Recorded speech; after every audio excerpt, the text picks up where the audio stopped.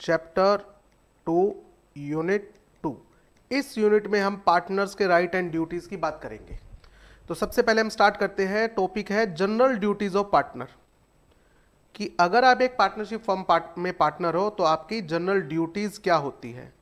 तो बेटा general duty जो है आपकी दो है। सबसे पहले आपको जो भी बिजनेस करना है वो फेथफुल रह के करना है। देखो, एक पार्टनर दूसरे पार्टनर पर भरोसा करता है तो आपको इस भरोसे को ब्रेक नहीं करना है। तो बी फेथफुल, आपको क्या रहना है, फेथफुल रहना है। While dealing in the name of firm, जो भी काम फर्म के बिहाफ पर करोगे उस काम को करते हुए आपको भरोसे के साथ वो काम करना है, आपको दूसरे का भरोसा ब्रेक नहीं करना है। आपने फर्म के बिहाफ पर रहकर क्या काम किया इसका पूरा हिसाब आपको मेंटेन करके रखना है। और अगर कोई पार्टनर हिसाब मांगता है और एक्सप्लेनेशन मांगता है तो आपको वो एक्सप्लेनेशन भी देनी पड़ेगी। एक पार्टनर दूसरे पार्टनर को ये नहीं कह सकता कि मैं तेरे बाप का नौकर नहीं लगा हुआ कि मैं तेरे को अकाउंट दिखाऊं। नहीं, नौकर तो नहीं लगे हुए बेटा, बट वो आप पे भरोसा कर रहा है। अगर आपने कोई एक्टिविटी की है फर्म के बिहाफ पर, कुछ खरीदा है, कुछ बेचा है, तो उसका हिसाब किताब तो आप ही दोगे ना। ठीक बात है ना। प्रोवाइड, आपको क्या प्रोवाइड करना पड़ेगा, प्रोवाइड फुल इंफॉर्मेशन, प्रोवाइड लिख दिया, प्रोवाइड आएगा, provide full accounts and information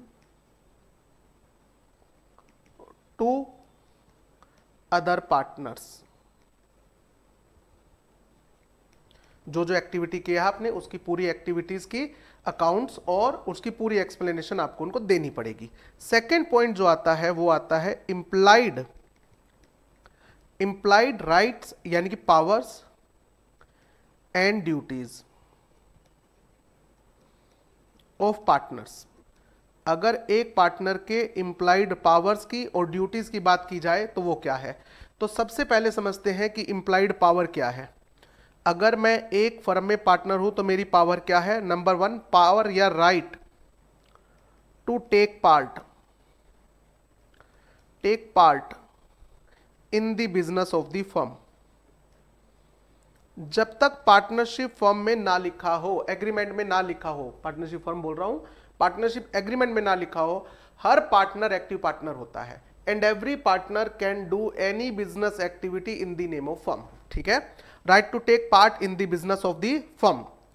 right, अगर मान लीजिए बिजनेस के दौरान कुछ डिस्प्यूट आ जाता है, फॉर एग्जाम्पल एक पार्टनर कहता है कि हमें स्टॉक ज्यादा रखना चाहिए, सीजन आने वाली है, हमें लगता है कि सेल ज्यादा हो सकती है। दूसरा पार्टनर कहता है नहीं नहीं, स्टॉक ज्यादा नहीं रखना चाहिए, बाई चांस माल नहीं बिका तो स्टॉक हमारा वेस्ट हो जाएगा। तो देखो, अलग अलग पार्टनर के अलग अलग व्यू पॉइंट हो सकते हैं ना। तो मीटिंग की जाती है, जब इस तरह के कुछ डिस्प्यूट आ जाते हैं तो उस केस में पार्टनर्स आपस में क्या करते हैं, मीटिंग करते हैं। राइट टू एक्सप्रेस, तो हर पार्टनर का राइट होता है हिज ओपिनियन, कि मैं अपनी ओपिनियन दूं इन द मीटिंग। ठीक है, अब देखो हर बंदे की ओपिनियन अलग अलग हो सकती है। तो फिर राइट टू वोट, मैं वोट डालूंगा और जो डिसीजन होगा वो डिसीजन किससे होगा, मेजोरिटी से होगा। Decision to be taken by majority.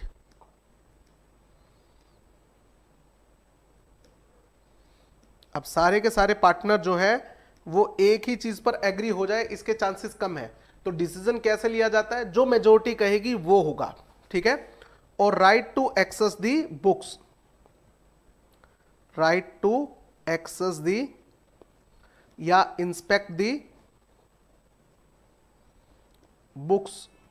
अगर कोई पार्टनर फर्म की बुक्स को चेक करना चाहता है, ये देखना चाहता है कि हिसाब किताब सही है या नहीं है, इसमें कोई हेरा फेरी हुई है या नहीं हुई है, तो आप बुक्स चेक कर सकते हो। आप चाहो तो उसकी कॉपी भी ले सकते हो। क्लियर है। इसके बाद ये तो इंप्लाइड है। पार्टनरशिप एग्रीमेंट के थ्रू हम पार्टनर्स के राइट में वेरिएशन कर सकते हैं। ठीक है, इसी के साथ बताए गए कुछ स्पेशल राइट। क्या पार्टनर्स के पास राइट टू गेट रेम्युनरेशन होता है। क्या एक पार्टनर को रेम्युनरेशन मिलेगा। तो जनरल रूल क्या कहता है, जनरल रूल कहता है नॉट अलाउड।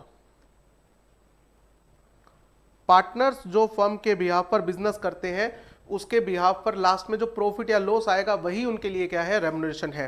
हालांकि जहां पर जनरल बात आ गई वहां पर फिर एक्सेप्शन भी होगी। हाँ, एक्सेप्शनल केसेस में रेम्युनरेशन मिल सकता है। एक्सेप्शनल केसेस क्या है, if partnership deed provides, partnership deed में पहले ही लिखा हुआ है, डीड बोल रहा हूं, एग्रीमेंट लिख देते हैं क्योंकि डीड तो सिर्फ राइटिंग में होती है ना, और एग्रीमेंट तो ओरल भी हो सकता है। इफ पार्टनरशिप एग्रीमेंट प्रोवाइड्स, अगर पार्टनरशिप एग्रीमेंट में लिखा हुआ है कि इस पार्टनर को फर्म में बिजनेस में पार्ट लेने के लिए इतना रेम्युनरेशन दिया जाएगा, तो फिर देना पड़ेगा। दूसरा क्या है, it is custom, custom of trade. आपकी फर्म में 3 पार्टनर है जिसमें से 2 एक्टिव पार्टनर है, 1 स्लीपिंग पार्टनर है। आपके एग्रीमेंट में लिखा हुआ है कि ये जो 2 एक्टिव पार्टनर है ए एंड बी, उसको हर महीने 20,000 रुपीज रेम्युनरेशन दिया जाएगा। इस फर्म के बनने के 5 साल बाद आपने एक नया पार्टनर ऐड किया है, डी पार्टनर। अब जब पार्टनर ऐड होता है तो फिर सप्लीमेंट्री पार्टनरशिप डीड बनती है कि ये जो नया पार्टनर आया है उसका फर्म में क्या राइट होगा।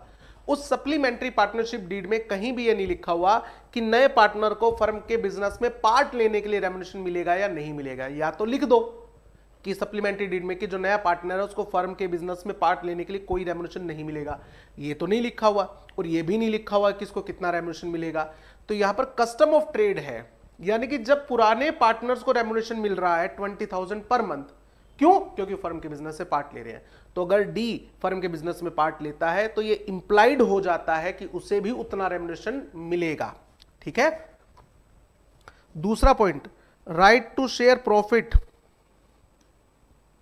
एंड ऑब्वियस सी बात है लॉस एज वेल। किस रेशो में, जनरल रूल क्या कहता है, इक्वल, इक्वल, जो प्रॉफिट आएगा वो इक्वल रेशो में बटेगा। हाउएवर इसकी एक्सेप्शन क्या है, पार्टनरशिप डीड में provide otherwise. If partnership deed या agreement provides for different ratio, तो फिर उस रेशो में बटेगा बेटा।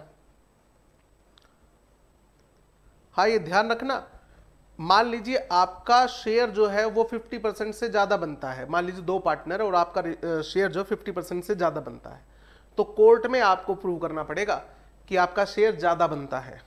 सामने वाला पार्टनर जो है वो प्रूव नहीं करेगा कि इसका शेयर 50% ही बनता है, ज्यादा नहीं बनता, क्योंकि एक्ट क्या कहता है, सबका रेशो क्या होगा, इक्वल। तो अगर आप चैलेंज कर रहे हो नहीं इक्वल नहीं है, ज्यादा है मेरा, तो आपको प्रूव करना पड़ेगा बेटा कोर्ट में, बर्डन ऑफ प्रूफ आपके ऊपर चला जाएगा। थर्ड पॉइंट जो आता है वो आता है राइट टू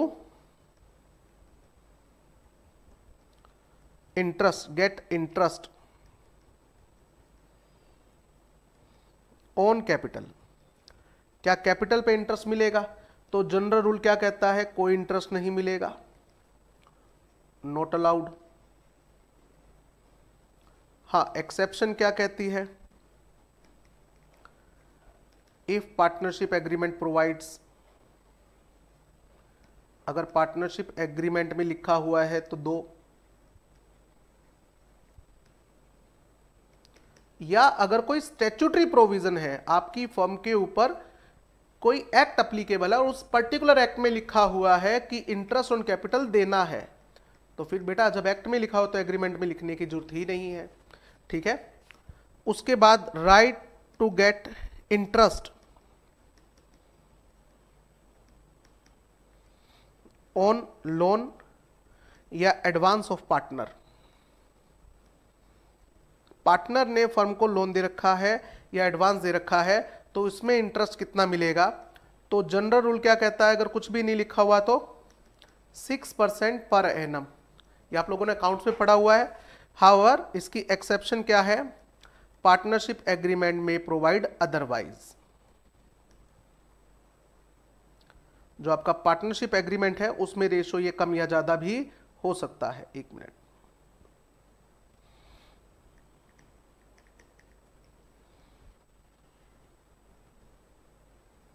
may provide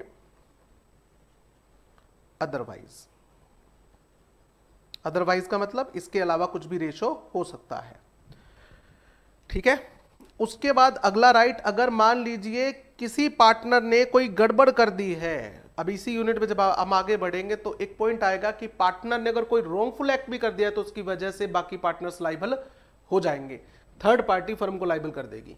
तो देखो, तो जिस पार्टनर ने गलती नहीं की है, जिसकी वजह से लॉस हुआ है, उसी को भरना चाहिए ना, है ना। तो यहां पर एक पॉइंट है right to get indemnity. Indemnity का मतलब compensation from any loss caused to one partner, to any partner due to misconduct or wrongful act of other partner।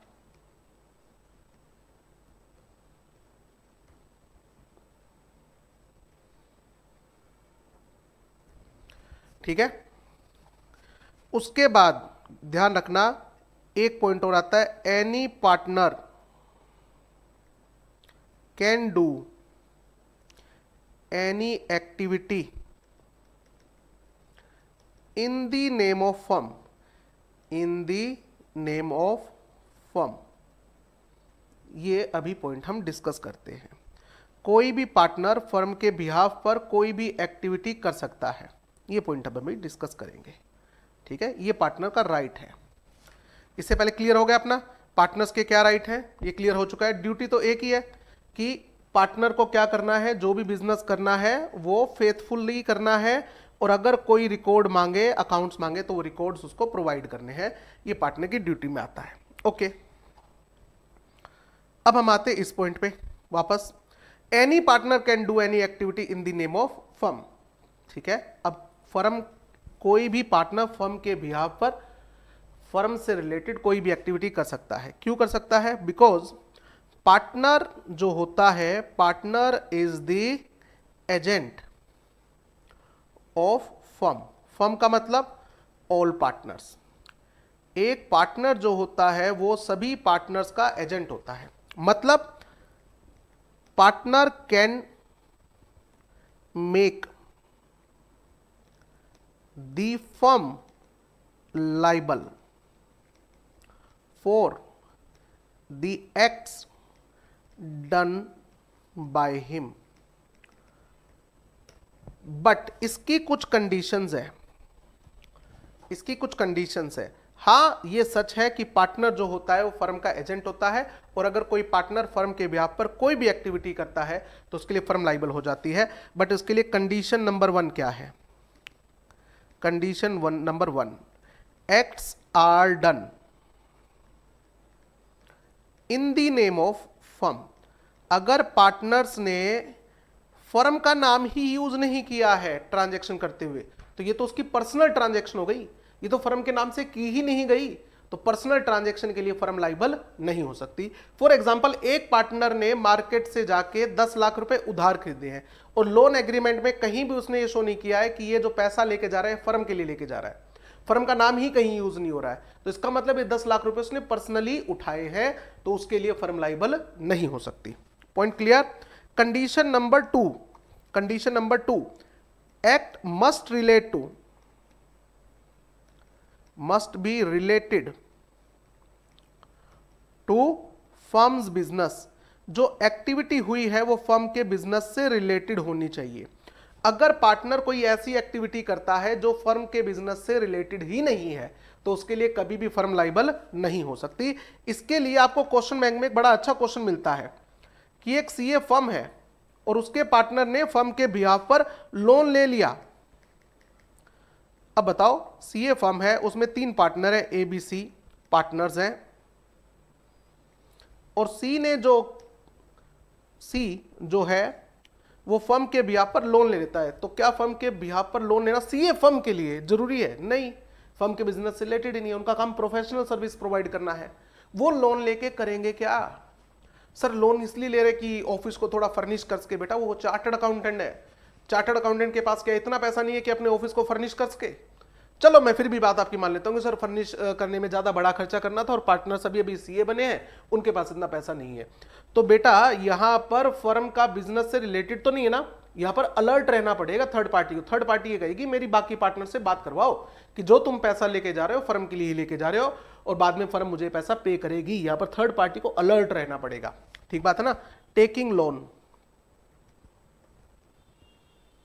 या फिर बाइंग वाइन, दारू खरीद रहे हैं। बताओ दारू का सीए फर्म से क्या लेना देना है?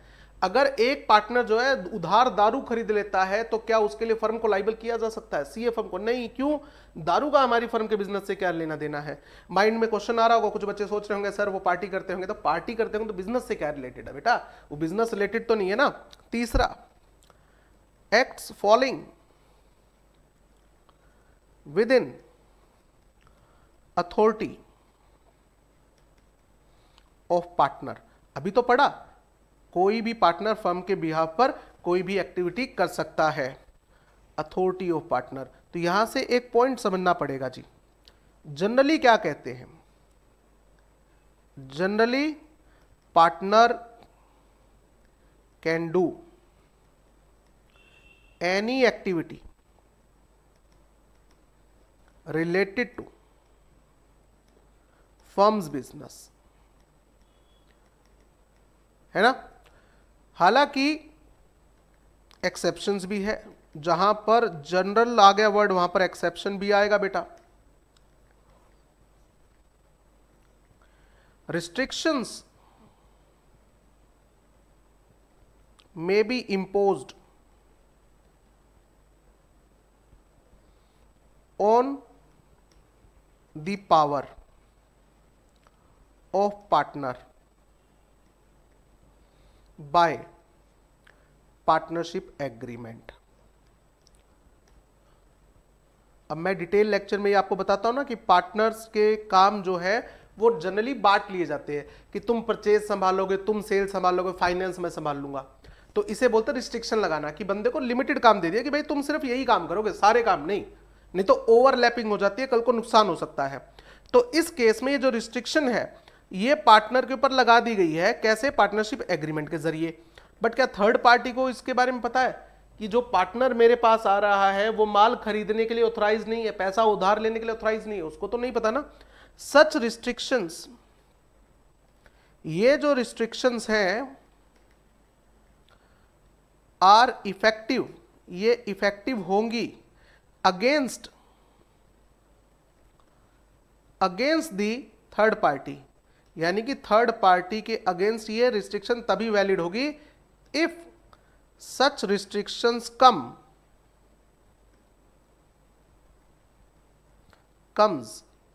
into the knowledge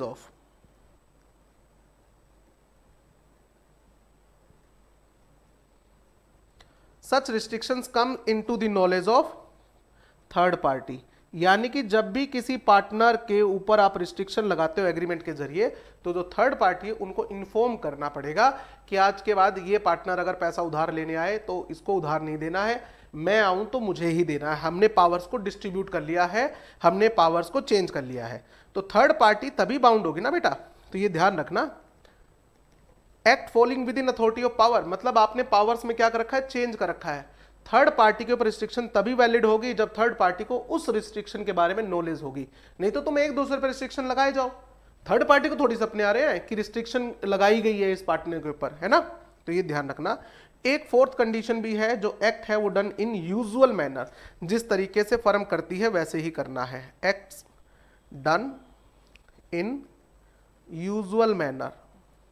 for example, हमारी फर्म जो है वो हमेशा ही परचेज ऑर्डर रिटर्न में इश्यू करती है।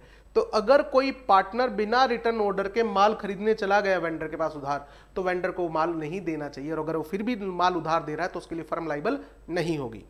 देखो, फर्म के नाम पे एक्टिविटी की है, फर्म के बिजनेस से रिलेटेड परचेज है, वो पार्टनर परचेज कर भी सकता है, बट वो उस तरीके से परचेज नहीं कर रहा जिस तरीके से फर्म करती आई है। इसका मतलब कुछ तो गड़बड़ है दया। तो यहां पर थर्ड पार्टी को उसे माल उधार नहीं देना चाहिए, नहीं तो वो फर्म को लाइबल नहीं कर पाएगा बेटा। ठीक है ना। तो ये 4 पॉइंट आपको ध्यान रखने वाली बात है। ठीक है।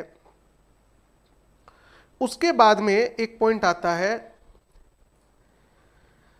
कि पार्टनर जो है वो क्या क्या एक्टिविटी कर सकता है अकेले। Partner can do any act in the name of firm. अकेले कर सकता है, इसको कंसेंट लेने की जरूरत नहीं है। एक्सेप्ट फॉलोइंग एक्ट्स, कुछ काम ऐसे हैं जो एक पार्टनर अकेला नहीं कर सकता। ये कौन कौन से हैं? फर्म के साथ किसी पार्टी का डिस्प्यूट हो गया, हमें इस डिस्प्यूट से को सबमिट करना है कोर्ट में, submit to the court, court में लेके जाना है। तो बेटा जब कोर्ट में डिस्प्यूट जाता है ना, तो सभी पार्टनर के साइन होने जरूरी होते हैं। एक पार्टनर कभी भी कोर्ट में केस फाइल नहीं कर सकता फर्म के बिहाफ पर। सूट को विड्रॉ करना है, सूट के ऊपर कॉम्प्रोमाइज करना है कोर्ट से बाहर, या सूट के ऊपर लाइबिलिटी एक्सेप्ट करनी है। आपके ऊपर किसी ने सूट फाइल कर दिया है और पार्टनर जो है उसकी लाइबिलिटी एक्सेप्ट करने के लिए तैयार है, लाइबिलिटी एक्सेप्टेंस। तो ये काम कभी भी अकेला पार्टनर नहीं कर सकता। बैंक अकाउंट अगर ओपन करना है तो कभी भी एक पार्टनर के फॉर्म भरने पर बैंक अकाउंट ओपन नहीं होता फर्म का, सभी पार्टनर के साइन होते हैं तभी बैंक फर्म के नाम पर अकाउंट ओपन होगा। इमूवेबल प्रॉपर्टी अगर खरीदनी है, इमूवेबल प्रॉपर्टी में अमाउंट ज्यादा होती है बेटा, है ना, तो इमूवेबल प्रॉपर्टी अगर खरीदनी है या बेचनी है, एक्वायर करनी है, ट्रांसफर करनी है, तो इस केस में कंसेंट ऑफ वन पार्टनर नहीं लगता, एटसेट्रा। इन सभी केसेस में कंसेंट ऑफ ऑल पार्टनर लगती है बेटा, कंसेंट ऑफ ऑल पार्टनर। एक पार्टनर अकेला ये एक्टिविटीज नहीं कर सकता, ये ध्यान रखना, ठीक है। आगे बढ़ते हैं। नेक्स्ट टॉपिक है पार्टनरशिप फर्म की property, properties of partnership firm.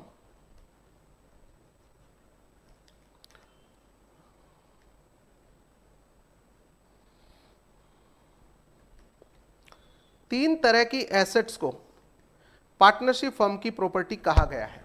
तीन तरह की एसेट्स को पार्टनरशिप फर्म की प्रॉपर्टी कहा गया है। सबसे पहली प्रॉपर्टी अमाउंट या assets contributed by partners as capital. दूसरा, any amount earned by firm और asset acquired out of firm's money, firm के पैसों से खरीदी हुई कोई एसेट या फर्म के द्वारा कमाया हुआ पैसा। और नंबर 3, गुडविल। इन तीन तरह की एसेट को फर्म की प्रॉपर्टी कहा गया है। ओके, ये बात हमें भी पता है। अब क्या होगा, जो फर्म की प्रॉपर्टी होती है, firms property shall not be used for personal purpose या benefit।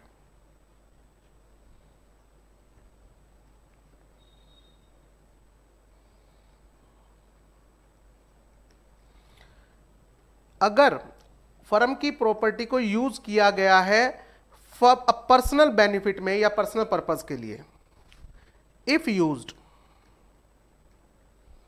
देन जिस पार्टनर ने ये डिफॉल्ट किया है, डिफॉल्टिंग पार्टनर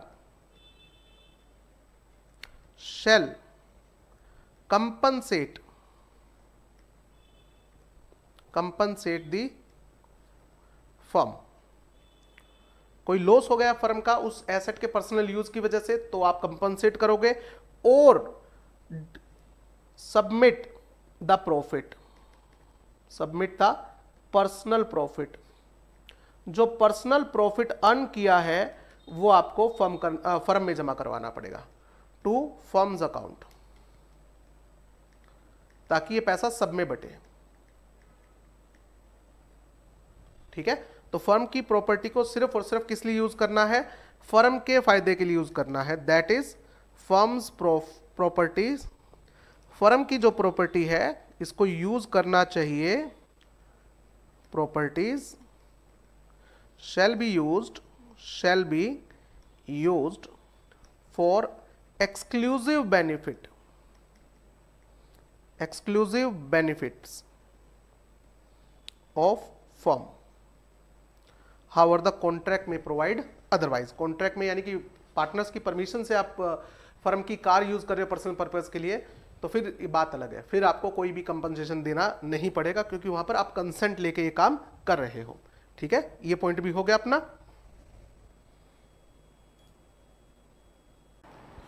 चलिए, प्रॉपर्टीज ऑफ पार्टनरशिप फर्म, ये टॉपिक अपना डिस्कस हो गया। अब हम आते हैं नेक्स्ट टॉपिक पे।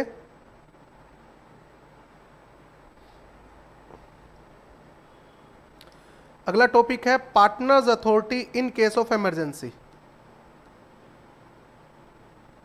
अथॉरिटी बोले तो right, in case of emergency. इस पॉइंट में क्या लिखा हुआ है कि पार्टनर्स की ड्यूटीज हमने बांटी हुई है। कौन सा पार्टनर क्या काम करेगा या किस पार्टनर का क्या राइट है, वो हमने एग्रीमेंट के थ्रू आपस में शेयर की हुई है, बांटी हुई है। बट क्या हम इस पॉइंट को यानी कि इस अथॉरिटी को ओवर रूल कर सकते हैं? तो यहां पर एक पॉइंट दिया हुआ है, in case of emergency. In case of emergency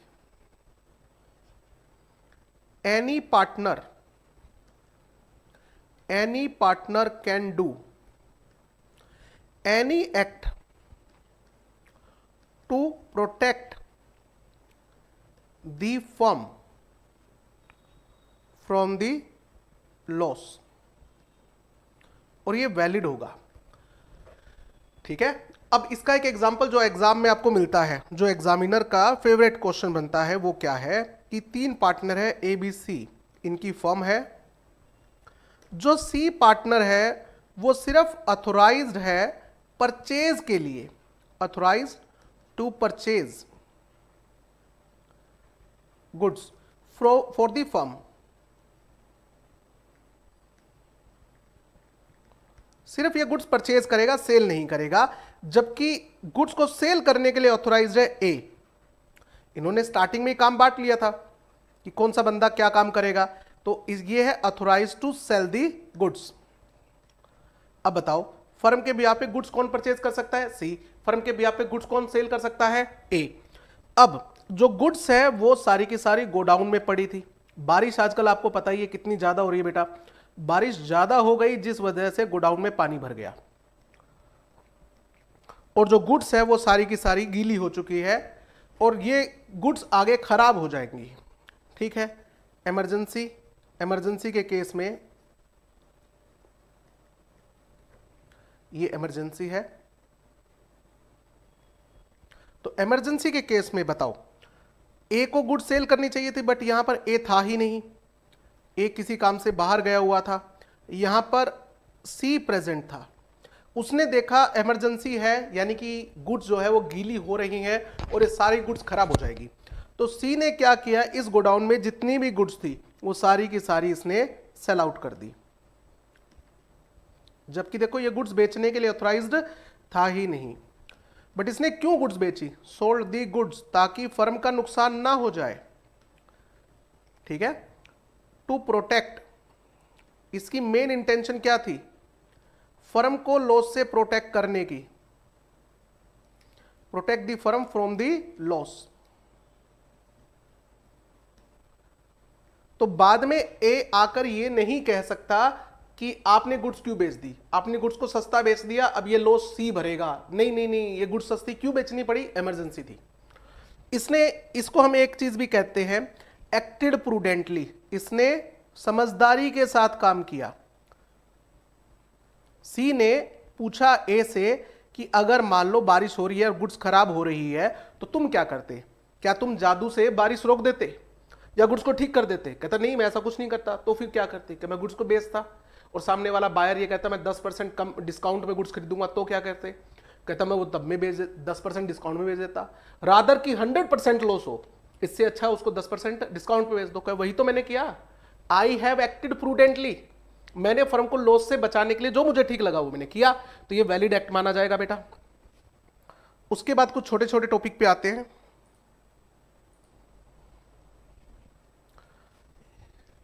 effect of admission by active partner. ये एडमिशन ऑफ पार्टनर नहीं है, एडमिशन बाय पार्टनर है। किसी चीज को एडमिट करना मतलब किसी चीज के लिए हां भर देना कि हां ऐसा हुआ था। तो अगर किसी पार्टनर ने, एक्टिव पार्टनर ने किसी चीज को एडमिट कर लिया है तो ये क्या माना जाएगा? Admission by entire firm. Admission by entire firm, तो ये माना जाएगा कि फर्म जो है उसने एडमिट कर लिया है। इसमें आपने जो एग्जांपल देखा होगा या क्वेश्चन जो देखा होगा आपके स्टडी मैट में जो क्वेश्चन दे रखा है कि 3 पार्टनर है, ए पार्टनर ने गलत पार्ट बेच दिया थर्ड पार्टी को, स्पेयर पार्ट बेच दिया, जिसकी वजह से जो कस्टमर है उसकी बाइक खराब हो गई क्योंकि उसमें गलत स्पेयर पार्ट लग गया। बाद में वो फर्म के ऊपर केस कर देता है। तो बी कहता है मैंने तो उसको पार्ट बेचा ही नहीं, सी कहता है मैंने तो पार्ट बेचा ही नहीं, ए एडमिट कर लेता है कि हाँ पार्ट तो मैंने बेचा था इसको, तो बेटा पूरी फर्म लाइबल है। बाद में बी आई ए सी ए कह के बच नहीं सकते कि हम क्यों नुकसान भरे, हमने तो पार्ट बेचा ही नहीं, फर्म लाइबल है इस केस में। ठीक है, तो यहां पर इसका आपको एग्जाम्पल याद रखना है, wrong spare part, wrong spare part sold by partner to customer।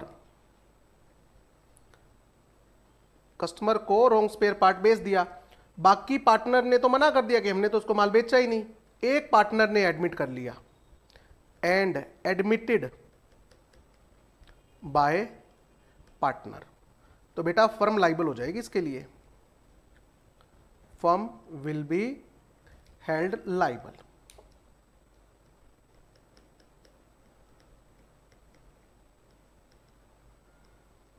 ठीक है, दूसरा टॉपिक जो आता है वो आता है इफेक्ट ऑफ नोटिस।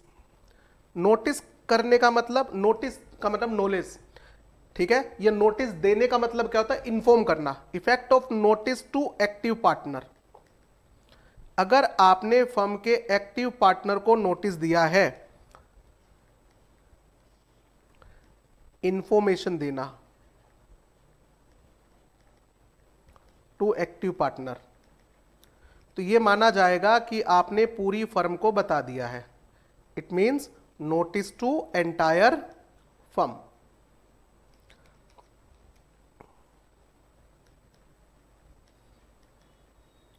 वेंडर ने फर्म के पार्टनर को गुड्स खरीदते हुए बता दिया है कि ये जो गुड्स मैं आपको बेच रहा हूं ये थोड़ा सा इंफीरियर क्वालिटी की है, इसलिए मैं आपको डिस्काउंट भी दे रहा हूं। तो ये बात वेंडर ने किसको बता दी? पार्टनर को बता दी। तो क्या बाद में बाकी पार्टनर्स जो है वो सेल को रिजेक्ट, परचेज को रिजेक्ट कर सकते हैं ये कहते हुए कि ये गुड्स जो है इंफीरियर क्वालिटी की है? नहीं कर सकते। क्यों नहीं कर सकते? क्योंकि ये गुड्स जो है वो इंफीरियर क्वालिटी की है। ये बात मैंने किसको बता दी थी? आपके एक्टिव पार्टनर को बता दी थी जो माल परचेज करने आया हुआ था। फर्म के बाकी पार्टनर बोलते हैं कि उस पार्टनर ने हमें नहीं बताया, तो नहीं बताया तो ये आपके पार्टनर की गलती है। मैंने आपके एक्टिव पार्टनर को बता दिया, इसका मतलब मैंने सभी को बता दिया। ठीक है ना, तो यहां पर फर्म लाइबल हो जाएगी। थर्ड पॉइंट जो आता है वो आता है इफेक्ट ऑफ रॉन्गफुल एक्ट। अगर पार्टनर ने कोई रॉन्गफुल एक्ट कर दिया है ऑफ पार्टनर, आप पार्टनर के काम के लिए लाइबल नहीं हो, आप पार्टनर के कांड के लिए भी लाइबल हो। तो पार्टनर ने अगर कोई कांड कर दिया है, कोई रॉन्गफुल एक्ट कर दिया है, ध्यान रखना ये wrongful act during the business of firm, firm के बिजनेस के दौरान किया गया है। ठीक है, तो इसके लिए क्या पूरी फर्म लाइबल हो जाएगी? Entire firm will be held liable। Third party firm को लाइबल कर सकती है। हाँ, वो बात अलग है, फर्म के बाकी पार्टनर जो है वो बाद में किससे पैसा रिकवर करेंगे? जिस पार्टनर ने रॉन्गफुल एक्ट किया है। ये तो हमने पढ़ लिया था ना, राइट्स ऑफ पार्टनर में, राइट टू गेट इंडेमनिटी, ये वही पॉइंट है बेटा। अब इसमें आपको याद रखना है एक एग्जांपल जो एग्जाम में आता है कि पार्किंग बिजनेस था फर्म का, business of parking, car parking का बिजनेस। कि आप अपनी कार पार्क करो और बाद में हम आर्स के हिसाब से, दिल्ली में देखा होगा आपने, आर्स के हिसाब से पैसे लगते हैं। कार बिजनेस ऑफ पार्किंग, ठीक है ना। तो 3 पार्टनर है ABC। एक कस्टमर आया, उसने अपनी कार जो है वैलेट पार्किंग में किसको दी? C को दी, कार टू पार्क। और C ने क्या किया? इस कार को बेच दिया। बताओ, C सोल्ड दी कार। बताओ, क्या ये कार बेच सकता है? नहीं सर, ये कार बेचने के लिए नहीं है, कार पार्किंग के लिए दी इसने, ठीक है। तो कॉन्ट्रैक्ट ऑफ बेलमेंट आप इसको सेल कैसे कर सकते हो, है ना। तो कार इसने बेच दी, तो ये रॉन्गफुल एक्ट है या नहीं है? हाँ, रॉन्गफुल एक्ट है। और बिजनेस के दौरान, मतलब ये कार जो है वो बिजनेस के दौरान इसको रिसीव हुई थी। तो कस्टमर जो है, बताओ, पूरी फर्म के ऊपर केस कर सकता है या नहीं कर सकता है? हाँ, कस्टमर जो है वो फर्म को लाइबल कर सकता है। बाद में A और B अपना नुकसान किससे रिकवर कर सकते हैं? C से रिकवर कर सकते हैं। ये पॉइंट था। 4th टॉपिक जो आता है वो आता है effect of miss application of fund.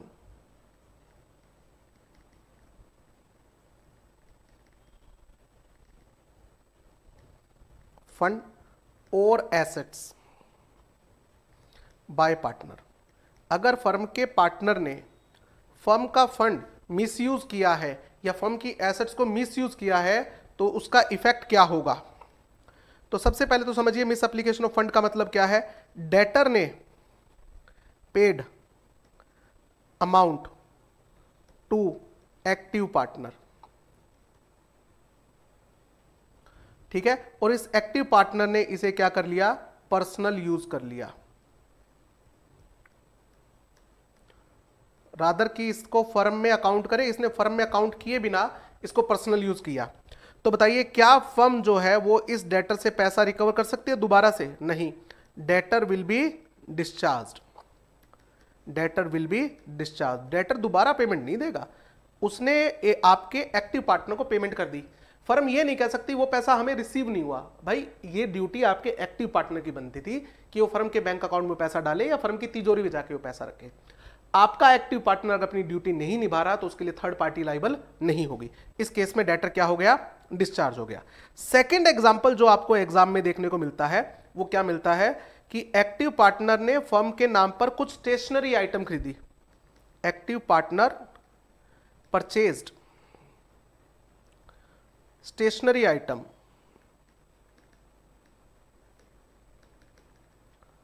On credit in the name of firm, in the name of firm, और उसके बाद इसने इसका पर्सनल यूज कर लिया, घर पे ले गया, पर्सनल यूज्ड। तो बताइए, क्या इसके लिए फर्म लाइबल होगी पेमेंट के लिए? बताओ, firm will be liable to pay amount to vendor. आपको वेंडर को पेमेंट करनी पड़ेगी। आप वेंडर को ये नहीं कह सकते कि वो स्टेशनरी आइटम हमारी फर्म में तो आई नहीं। भाई, लेके तो आपका पार्टनर ही गया था, फर्म के नाम से लेके गया था, और स्टेशनरी आइटम कॉमन आइटम होती है बेटा, जो हर किसी के बिजनेस से रिलेटेड होती है। तो जो वेंडर है वो किससे पैसा लेगा? फर्म से लेगा। हाँ, फर्म का जो नुकसान हो गया, फर्म अपना नुकसान किससे रिकवर करेगी? उस पार्टनर से जिसने इस एसेट को पर्सनली यूज कर लिया है। ये पॉइंट क्लियर? आगे बढ़ते हैं। अगला टॉपिक जो है वो है राइट ऑफ ट्रांसफरी। अभी थोड़ी देर पहले हम डिस्कस कर रहे थे ना, type of partner, sub partner आया था, ये वही टॉपिक है, राइट ऑफ ट्रांसफरी। ये कॉन्सेप्ट किससे रिलेटेड है? Concept of sub partner. Sub partner एक फर्म है ABCD जिसमें सभी पार्टनर का इक्वल शेयर है। मैं वही डायग्राम दोबारा बना रहा हूं। इसका 25% का शेयर है इन फर्म। इसने इसमें से 15% बेच दिया, सोल्ड, यानी कि ट्रांसफर्ड टू मिस्टर ई को। क्या ये ऐसा कर सकता है? बिल्कुल। मेरी प्रॉपर्टी है ये फर्म की, और मैं अपनी प्रॉपर्टी को जिसको चाहे उसको बेचूं, कोई कंसेंट लेने की जरूरत नहीं है। तो ई कौन है? ट्रांसफरी है बेटा, ट्रांसफरी ऑफ शेयर। और डी कौन हुआ? ट्रांसफरर। ठीक है। तो transferee is not the partner of firm, it is not the partner of firm, ये फर्म का पार्टनर नहीं बन सकता क्योंकि इसमें ए बी सी की कंसेंट नहीं ली गई है। किसी भी पर्सन को पार्टनर कब एडमिट किया जाता है? With the consent of all partner. ठीक बात है। तो ये कौन है? ये पार्टनर है, पार्टनर ऑफ डी, यानी कि partner of partner, that is sub partner. आप फर्म के पार्टनर नहीं हो, आप फर्म के पार्टनर के पार्टनर हो। ठीक है। इन शॉर्ट, आप फर्म के पार्टनर नहीं हो, इसलिए आप फर्म के बिजनेस में पार्ट नहीं ले सकते। Can not take part in the business of firm, आपके फर्म में, आप फर्म के बिजनेस में पार्ट नहीं ले सकते। ओके। कैन नॉट डिमांड और inspect accounts of the firm, आप फर्म का हिसाब किताब भी नहीं दे सकते। ठीक है। फर्म साल के एंड पे जो हिसाब किताब बनेगा वो डी के साथ बनेगा, डी को पे कर देगी। आप डी से रिकवर करो, आप डी के पार्टनर और फर्म से रिकवर नहीं कर सकते। हालांकि ये जो ट्रांसफरी है, अगर फर्म का डिसोल्यूशन हो जाता है, on the dissolution of firm,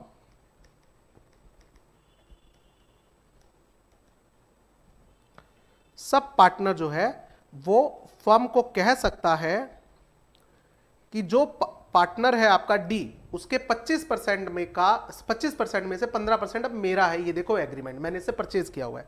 sub partner can claim his share from firm and can inspect final accounts. आप इंस्पेक्ट कर सकते हो फाइनल अकाउंट को भी, कि फाइनल अकाउंट्स तो दिखा दो भाई, डिसोल्यूशन ऑफ फर्म या रिटायरमेंट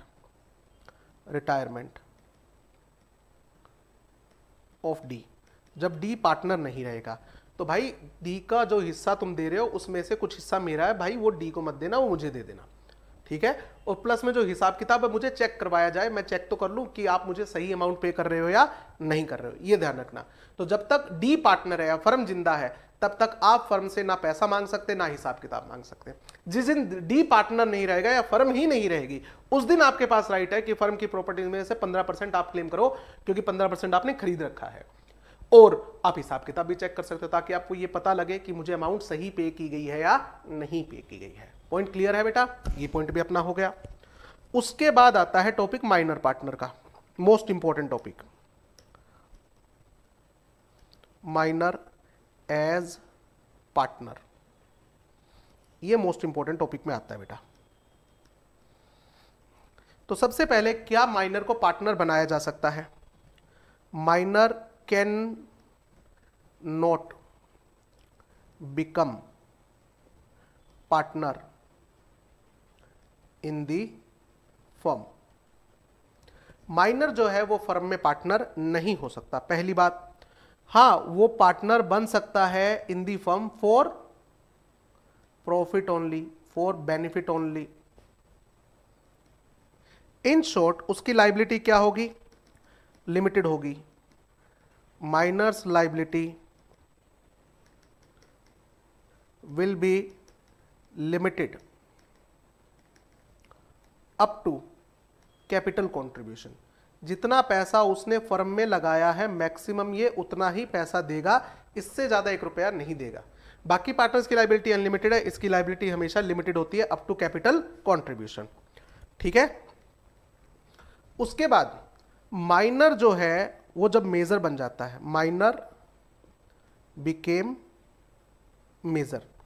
एक दिन तो मेजर बनेगा ना, एक दिन तो 18 साल का होगा। अब उस केस में क्या होगा? तो जिस दिन ये मेजर बना है वहां से 6 मंथ के अंदर अंदर, विद इन 6 मंथ कि बेटा अब आप मेजर हो गए हो। ठीक है। विद इन 6 मंथ अब आपको डिसाइड करना है। अब आपको क्या करना है? डिसाइड करना है। ठीक है। ऑप्ट, आप या तो ऑप्ट करो to become a normal partner. Normal partner का मतलब मैं अनलिमिटेड लाइबिलिटी एक्सेप्ट करने के लिए तैयार हूं। अब मैं प्रॉफिट के लिए भी लाइबल रहूंगा और अब मैं लॉस के लिए भी लाइबल रहूंगा। या आप ऑप्ट कर दो, opt to retire from the firm. कहता नहीं नहीं भैया मुझे नहीं रहना अनलिमिटेड लाइबिलिटी के साथ, मुझे नहीं आना लॉस में, तो आप रिटायरमेंट ले लो, opt to retire from the firm 6 महीने के अंदर अंदर। ठीक है, 6 महीने एक्सपायर होने के बाद इफ 6 मंथ एक्सपायर्ड और आपने कोई ऑप्शन चूज नहीं किया,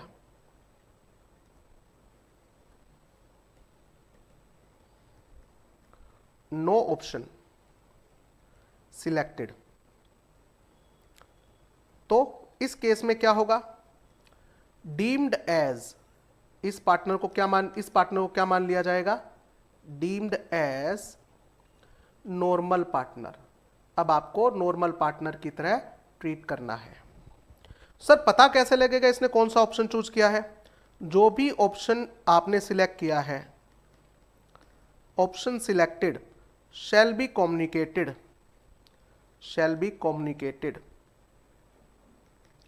by way of public notice,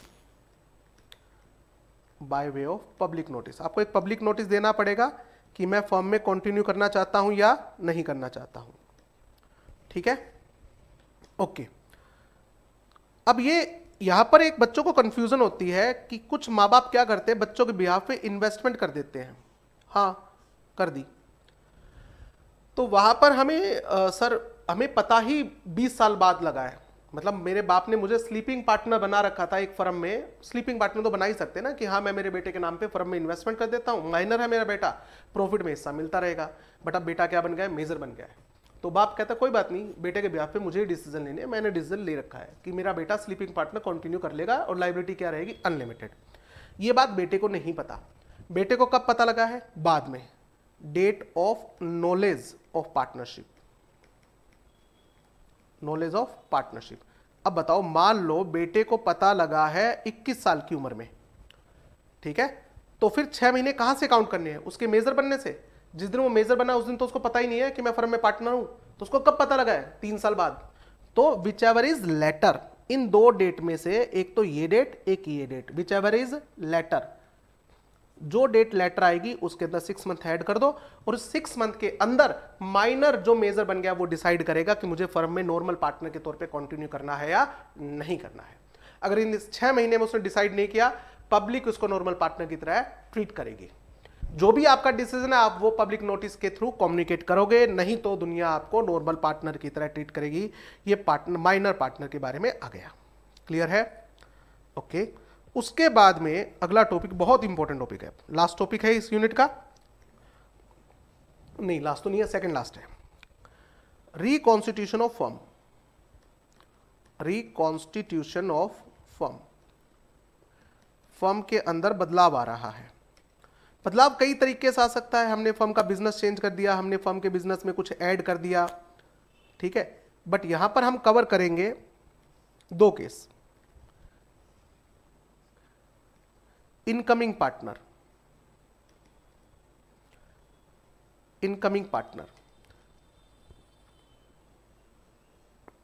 और दूसरा केस बनता है आउटगोइंग पार्टनर का। पार्टनर के आने और जाने से फर्म में बदलाव आता है बेटा।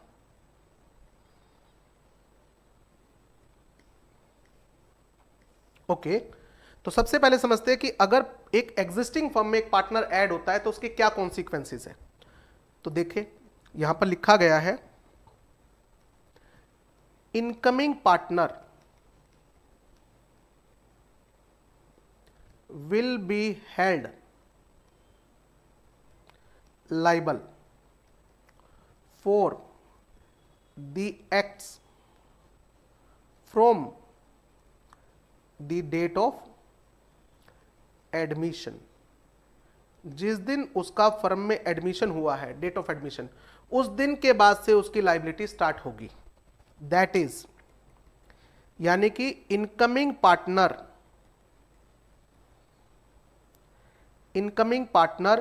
Can not be held liable for any acts या liability done by firm before the date of admission.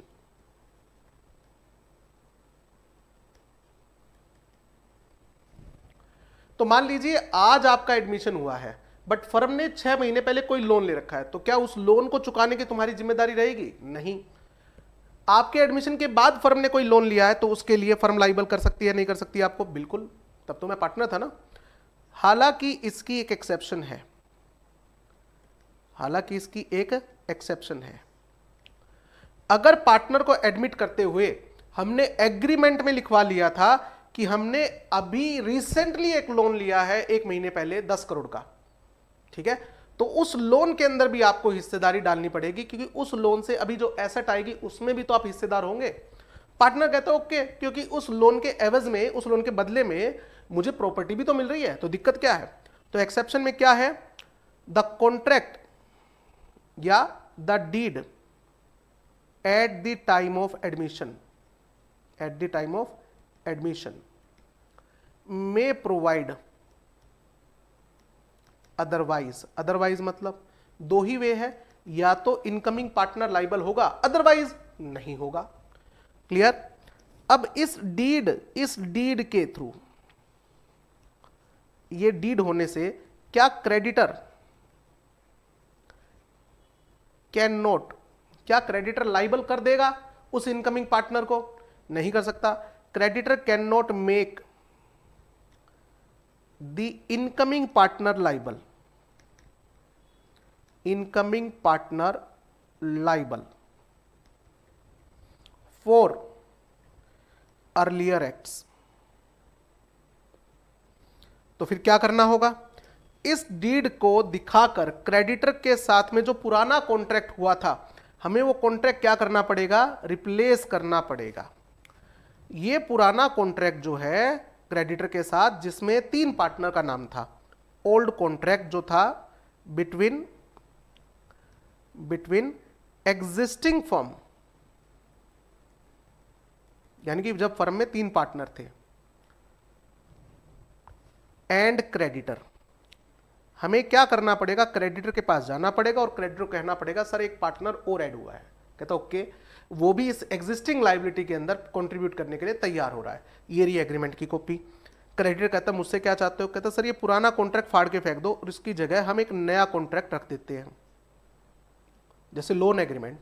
तो पुराना लोन एग्रीमेंट जिसमें 3 बंदों का नाम है हमारी फर्म में, उसको हटा दो, हम एक न्यू कॉन्ट्रैक्ट इसमें रिप्लेस कर देंगे, न्यू कॉन्ट्रैक्ट इंसर्ट कर देते हैं। अब ये किसके बीच में हो जाएगा? New contract between creditor and reconstituted firm, यानी कि नई फर्म जिसमें कितने पार्टनर है? 4 पार्टनर। तो बेटा अब जो क्रेडिटर है, नाउ इसे हम क्या बोलते हैं? बताओ। नोवेशन। कॉन्ट्रैक्ट एक्ट में से हम क्या बोलते हैं? नोवेशन। पुराने कॉन्ट्रैक्ट की जगह नया कॉन्ट्रैक्ट करना। तो अगर नोवेशन हो गया है तो now creditor can make the incoming partner liable, क्योंकि नए कॉन्ट्रैक्ट पर नए पार्टनर के साइन भी होंगे। Incoming partner liable for earlier acts. तो नोवेशन जब तक नहीं होगा, अर्लियर एक्ट्स के लिए क्रेडिटर जो है वो इनकमिंग पार्टनर को लाइबल नहीं कर सकता, भले ही इनकमिंग पार्टनर और एग्जिस्टिंग पार्टनर के बीच में कॉन्ट्रैक्ट हो गया हो। ठीक है, बट जो कॉन्ट्रैक्ट की कॉपी क्रेडिटर के पास पड़ी है उसमें कहीं भी इनकमिंग पार्टनर का नाम नहीं है। इनकमिंग पार्टनर का नाम कब आएगा? जब नोवेशन हो जाएगा। Point clear? आउटगोइंग पार्टनर के बेटा 4 केस बनते हैं। आउटगोइंग पार्टनर के कितने केस बनते हैं? 4 केस। सबसे पहला केस रिटायरमेंट। तो क्या कोई पार्टनर रिटायरमेंट ले सकता है? हाँ, पार्टनर में retire from firm by giving notice of retirement, कि मैं फर्म से रिटायरमेंट ले रहा हूं, तुम बिजनेस कर लो, मेरा हिसाब किताब कर दो। ठीक है। इफ पार्टनरशिप एट विल, अगर पार्टनरशिप एट विल है तो पार्टनरशिप एट विल में क्या होता है बेटा, जब तक इच्छा है तब तक पार्टनर हो, जब इच्छा खत्म हो जाए मना कर दो। और सर अगर ये पार्टनरशिप एट विल नहीं है तो पार्टनर में retire with the consent of all partners, सभी पार्टनर्स की कंसेंट से। ठीक है कि भाई मैं जाना मेरा हिसाब किताब कर दो, मुझे पैसों की जरूरत है, आप लोग फर्म कंटिन्यू करना चाहो तो कर सकते हो। ठीक है, इन अदर केसेस, इफ यहां पर लिख देता हूं, अदर केसेस में कंफ्यूज हो जाओगे। If partnership is fixed partnership और particular partnership.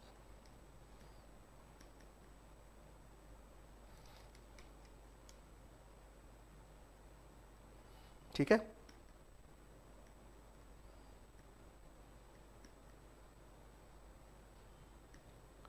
Okay.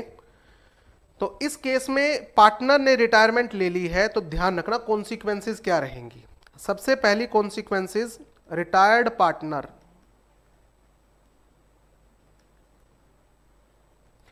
Can not act in the name of firm.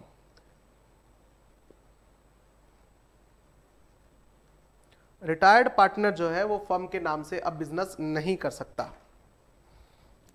Retired partner will be liable for any acts done while he was partner।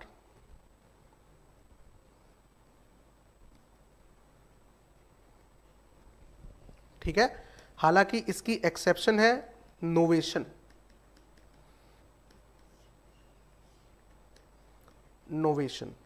Same point but थोड़ा उल्टा हो जाएगा।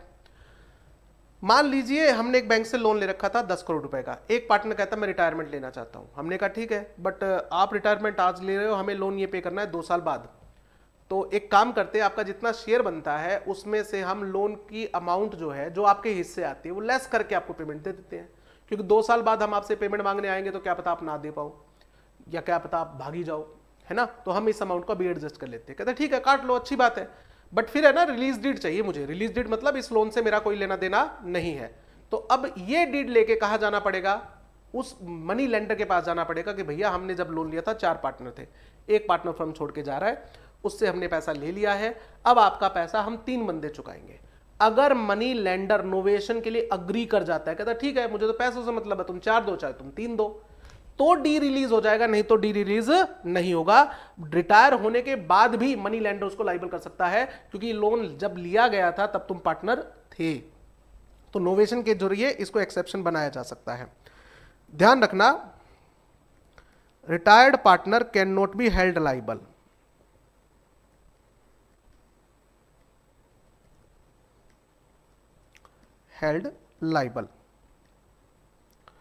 For any act of firm done after retirement। मेरी retirement के बाद firm ने कोई act किया तो उसके लिए मैं लाइबल नहीं हूं, क्योंकि मैं तो रिटायरमेंट ले चुका हूं, और रिटायरमेंट लेने के बाद फर्म के बिहाफ पर रिटायर्ड पार्टनर भी काम नहीं कर सकता। हालांकि इन दोनों ही पॉइंट में आपको पब्लिक नोटिस वाली बात ध्यान में रखनी पड़ेगी।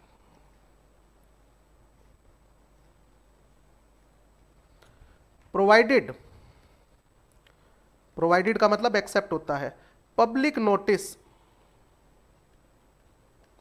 ऑफ रिटायरमेंट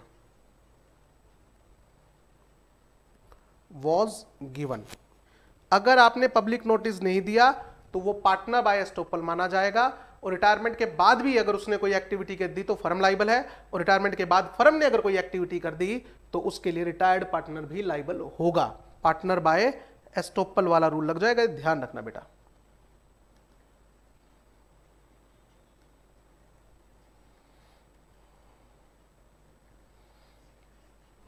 ठीक है, आगे बढ़ते हैं।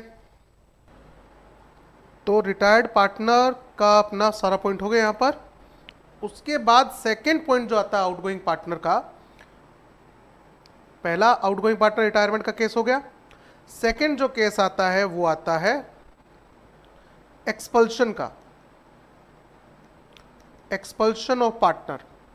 ये एग्जाम पॉइंट ऑफ व्यू से इंपॉर्टेंट टॉपिक है। किस तरह का क्वेश्चन इससे पूछा जाएगा वो मैं आपको अभी बताऊंगा। दो तरह के क्वेश्चन इसमें से आते हैं एक्सपल्शन और पार्टनर में, मैं दोनों आपको बता दूंगा। तो क्या पार्टनर को एक्सपेल किया जा सकता है? तभी किया जा सकता है जब ये कंडीशन फुलफिल हो जाए। कंडीशंस नंबर 1, पार्टनरशिप एग्रीमेंट में ये बात पहले से ही मेंशन थी। पार्टनरशिप एग्रीमेंट प्रोवाइड्स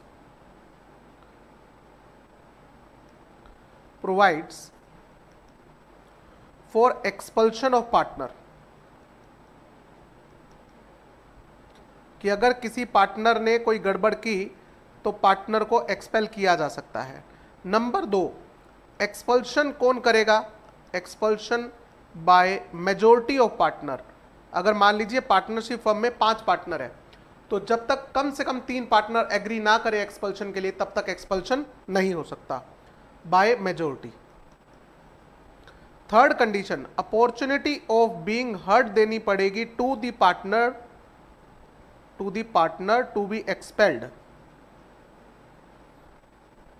जिस पार्टनर को आप बाहर निकालने वाले हो उसको एक सफाई का मौका देना जरूरी है, यानी कि एक नोटिस देना कंपलसरी है कि हम आपको बाहर क्यों ना निकालें। और लास्ट कंडीशन, ये एक्सपल्शन फर्म के फेवर में होना चाहिए। Expulsion must be in the favour of firm. अब इस चीज को समझिए, एग्जाम में क्वेश्चन क्या आता है? एक मिनट, सबसे पहले तो ये सारी कंडीशन फुलफिल होनी चाहिए। अगर एक भी कंडीशन पूरी नहीं हो रही है तो एक्सपल्शन वैलिड नहीं होगा। एग्जाम में जो क्वेश्चन पूछा जाता है सबसे पहले तो ये इस पे आता है। ये क्वेश्चन एग्जाम में बच्चों को कंफ्यूज करता है। आपके बुक में एक क्वेश्चन मिलेगा कि एक पार्टनर ने कुछ गड़बड़ की है बिजनेस के दौरान और बाकी पार्टनर जो उसको एक्सपेल करना चाहते हैं, मेजॉरिटी इसके लिए एग्री भी कर रही है, ठीक है, और हमने उसको नोटिस भी दे दिया है, तो क्या ये एक्सपल्शन वैलिड है? तो अब यहां पर वो क्वेश्चन जो है साइलेंट है इस बारे में कि पार्टनरशिप एग्रीमेंट में लिखा हुआ है या नहीं लिखा हुआ।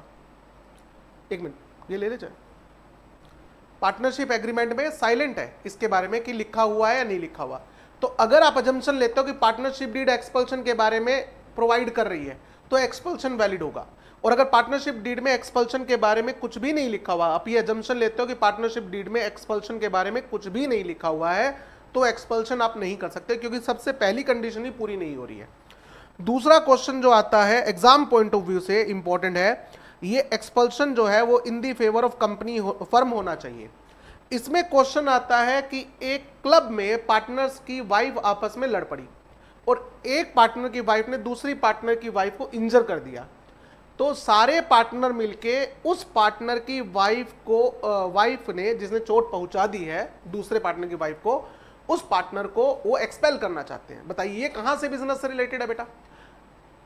ठीक है, लेडीज आपस में लड़ पड़ी, लेडीज का तो काम ही लड़ना होता है बेटा, ठीक है। तो क्या लेडीज जो है क्लब में वो लड़ पड़ी किसी बात पर, तो इस बेस पर किसी पार्टनर को बाहर निकाला जा सकता है? नहीं निकाला जा सकता है, ये एक वैलिड ग्राउंड नहीं है। तो ये सारी कंडीशंस फुलफिल होनी चाहिए। All conditions must be fulfilled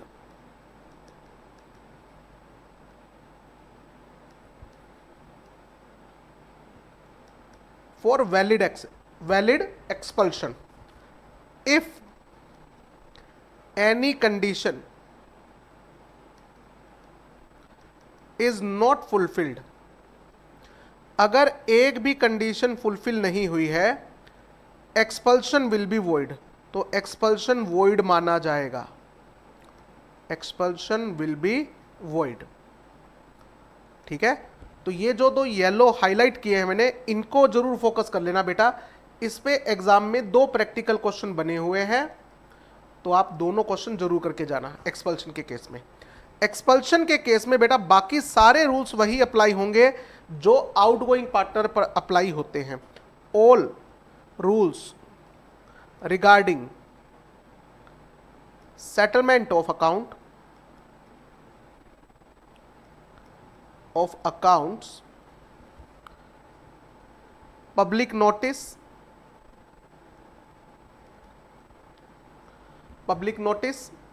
ठीक है, and liability of outgoing partner, जो आज हमने रिटायरमेंट के केस में पढ़ा है वही सेम अप्लाई होंगे आउटगोइंग पार्टनर। ये सारे के सारे प्रोविजन सेम अप्लाई होंगे, same as outgoing partner by retirement case.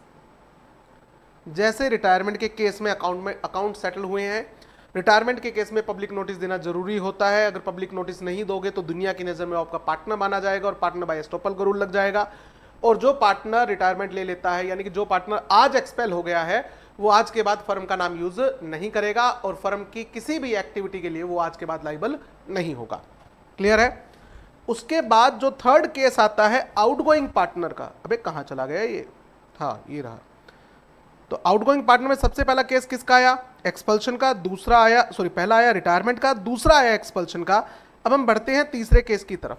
तीसरा केस आता है बेटा डेथ का, और फोर्थ केस आता है डेथ ऑफ पार्टनर, और फोर्थ केस आता है बेटा इंसॉल्वेंसी ऑफ पार्टनर।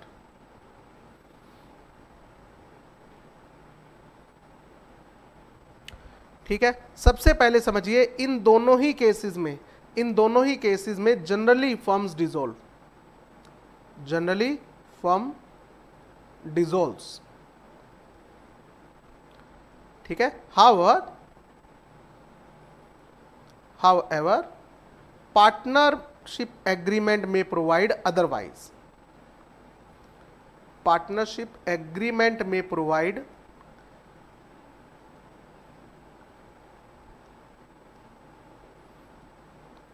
अदरवाइज, यानी कि अगर पार्टनरशिप एग्रीमेंट में लिखा है कि remaining partner can continue the firm, तो फिर फर्म कंटिन्यू हो जाएगी, नहीं तो इन दोनों ही केसेस में जनरली फर्म क्या हो जाती है? डिसॉल्व हो जाती है बेटा। ओके है? आगे, no public notice is required. Death के केस में और इंसॉल्वेंसी के केस में पब्लिक नोटिस देने की जरूरत नहीं होती। No public notice is required, क्योंकि कोई बंदा अगर मर रहा है तो पब्लिक नोटिस देके कैसे मरेगा बेटा? और एक बंदा अगर इंसॉल्वेंट होता है तो उसके बारे में अखबार में छपता है कि ये बंदा इंसॉल्वेंट डिक्लेयर हो रहा है, आज के बाद इस पर्सन के साथ कोई भी डीलिंग ना की जाए, क्योंकि इसके पास कुछ है ही नहीं देने के लिए। तो जो चीज अखबार में आ चुकी है उसके लिए पब्लिक नोटिस देने की क्या जरूरत है बेटा? डेथ के केस में legal here can claim the share of deceased partner in the firm. ठीक है, तो जो पार्टनर मर गया है उसका जितना फर्म में शेयर बनता है वो कौन क्लेम कर सकता है? लीगल हियर क्लेम कर सकता है। और अगर यही केस इंसॉल्वेंसी का है तो यहां पर वर्ड क्या आ जाएगा? ऑफिशियल असाइनी, जिसको कोर्ट अपॉइंट करती है। Official assignee can claim the share of insolvent partner. जो पार्टनर इंसॉल्वेंट हो गया है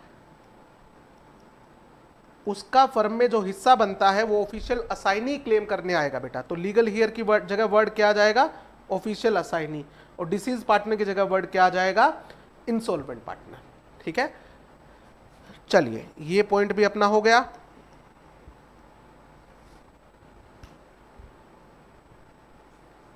तो 4 केस होते हैं आउटगोइंग पार्टनर के।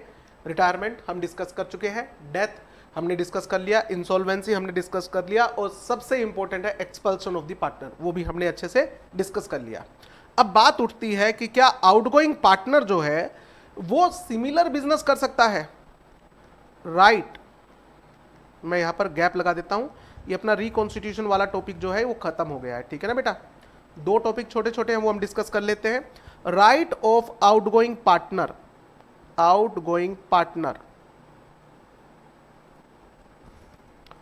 टू शेयर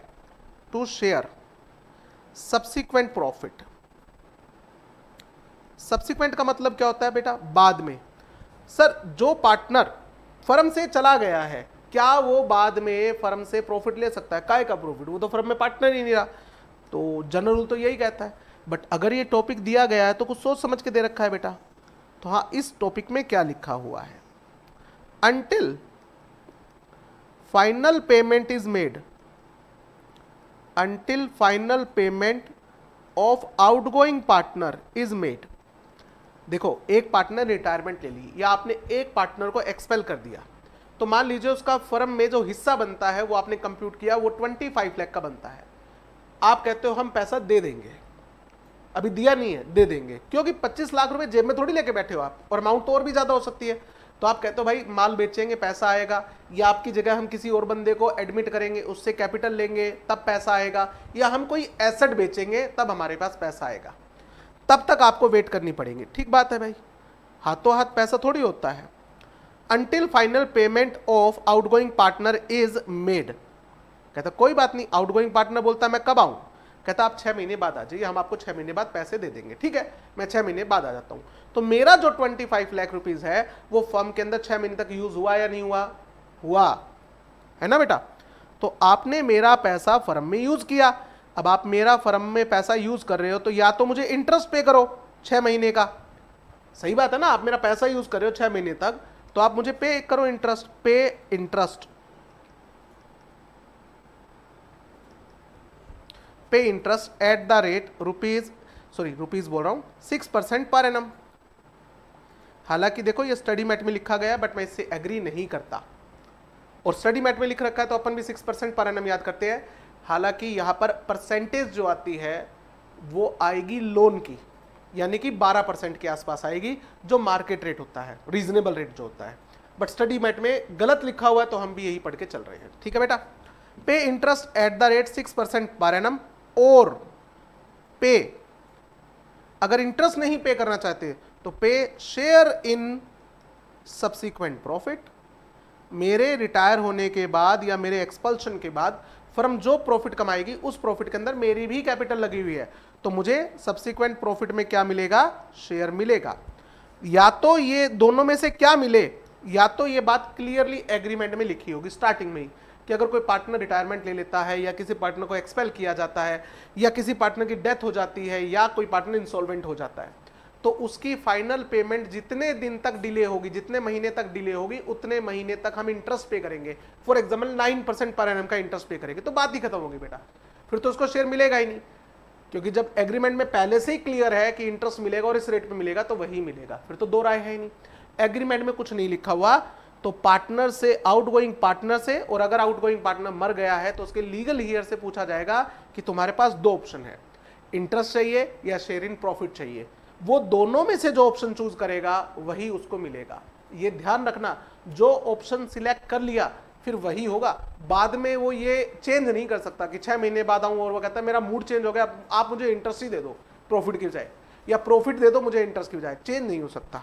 ठीक है ना, तो ये पार्टनर की बात आ गई कि आउटगोइंग पार्टनर बाद में भी प्रॉफिट में शेयर ले सकता है, जब तक उसकी फाइनल पेमेंट नहीं होती तब तक वो प्रॉफिट में शेयर लेने का हकदार है, या फिर उसको इंटरेस्ट दे दो। Right to do, right of outgoing partner, outgoing partner to do similar business. Partner ने रिटायरमेंट ले ली, क्या पार्टनर रिटायरमेंट के बाद जो बिजनेस फर्म का बिजनेस है सेम बिजनेस कर सकता है? बिल्कुल sir, it is the fundamental right, fundamental right of every person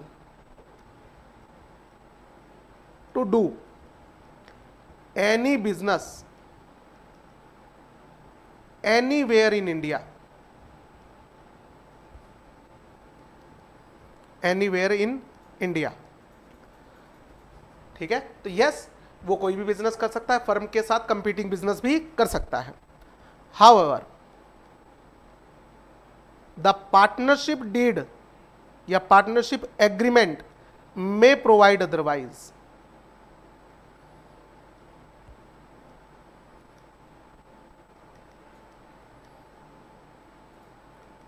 जब आप कॉन्ट्रैक्ट एक्ट पढ़ोगे तो उसमें एक सेक्शन 27 आएगा जिसमें लिखा होता है कि आप कोई भी ऐसा एग्रीमेंट नहीं कर सकते जिससे सामने वाले बंदे पे आप रिस्ट्रिक्शन लगा रहे हो कि आप ये बिजनेस नहीं करोगे।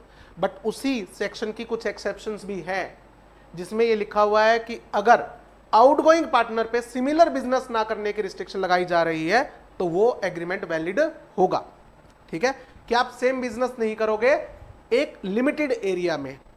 ठीक, अगर ऐसी एक्सेप्शन नहीं दे रखी है तो उसका राइट है बेटा, वो कोई भी बिजनेस कर सकता है। सर हम जब पार्टनर बने थे तब हमने ऐसी बात सोची भी नहीं थी कि कोई फर्म छोड़ के चला जाएगा या हमें किसी को बाहर निकालना पड़ेगा, इसलिए हमने ये सिमिलर बिजनेस रिस्ट्रिक्ट करने का कोई क्लोज नहीं लिखा था। तो अब तो आउटगोइंग पार्टनर सिमिलर बिजनेस करेगा और वो हमारे फर्म के सारे ट्रेड सीक्रेट जानता है तो वो इसका फायदा उठाएगा। पॉइंट है, partner outgoing partner can do similar business with firm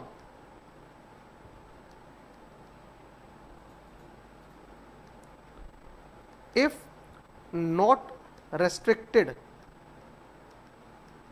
by partnership agreement. अगर पार्टनरशिप एग्रीमेंट में कोई रिस्ट्रिक्शन नहीं लगी हुई है तो आउटगोइंग पार्टनर जो है वो सिमिलर बिजनेस कर सकता है, बट दो बातें ध्यान रखनी पड़ेगी। प्रोवाइडेड दैट का मतलब क्या होता है? एक्सेप्शन। प्रोवाइडेड दैट यानी कि एक्सेप्ट, वो फर्म का नाम यूज नहीं करेगा, फर्म्स नेम आप यूज नहीं करोगे, कैन नॉट बी यूज्ड। क्यों? क्योंकि आप फर्म के पार्टनर नहीं हो।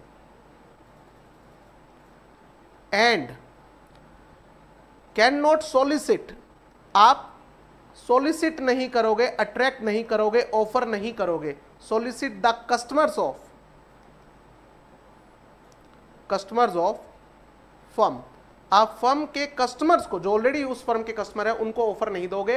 हाँ, उस फर्म के कस्टमर अगर ऑटोमेटिकली चल के आपके पास आ जाए आपकी अच्छी क्वालिटी देखते हुए तो बात अलग है, आप उनको अप्रोच नहीं करोगे कि आओ मुझसे माल खरीद लो। तो ये दो कंडीशन का ध्यान रखना पड़ेगा अगर आप सिमिलर बिजनेस करना चाहते हो तो। इसी के साथ ये यूनिट हुई खत्म। अब हम आगे बढ़ते हैं डिफरेंसेस की तरफ। जो मैंने आपको कहा था ना कि डिफरेंसेस है, तो हम वो डिफरेंस एक बार पढ़ लेते हैं।